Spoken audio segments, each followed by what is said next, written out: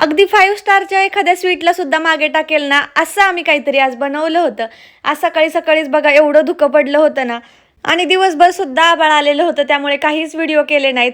संध्याकाळी स्वयंपाकाला लागले आणि डाळ-भाताचा कुकर लावत होते. तोपर्यंत मी ह्यांना सांगितलं होतं, की तुम्ही जारमधलं पाणी हंड्यामध्ये भरून ठेवा. तर माझ्या नवऱ्याचा प्रताप बघा, त्यांनी काय केलं, की हंड्यातलं सगळं पाणी आहे ना कुकरमध्ये खाली केलं आणि आता बघा माझं काम पण त्यांनी वाढवून ठेवलं. मला आता कुकरमधलं पाणी रिकामं करावं लागणार होतं.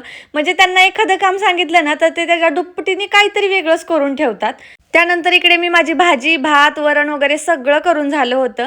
राहिलं होतं फक्त शिकरण आणि ते मी जेवतानाच बनवते. कारण आधीच करून ठेवलं ना, तर ते काळं पडून जातं. आता ते बनवताना आहे ना, सगळ्यात पहिले तर सगळी केळी आहे ना, पहिल्यांदा मॅश करून घ्यायची आपल्या मॅशरने. व्यवस्थित मॅश करून झाली की त्यामध्ये साखर ॲड करायची. तुम्हाला हवं असेल तर तुम्ही थोडीशी इलायची पावडरसुद्धा ॲड करू शकता. जेव्हा पण भाजी आवडीची नसते ना, तर आमच्या घरी शिकरण हा बेत ठरलेलाच असतो. त्यानंतर आहे ना, ही मूव्ही एन्जॉय करत करत आम्ही जेवून घेतलं. आता भेटूया उद्याच्या व्लॉगमध्ये. तोपर्यंत बाय.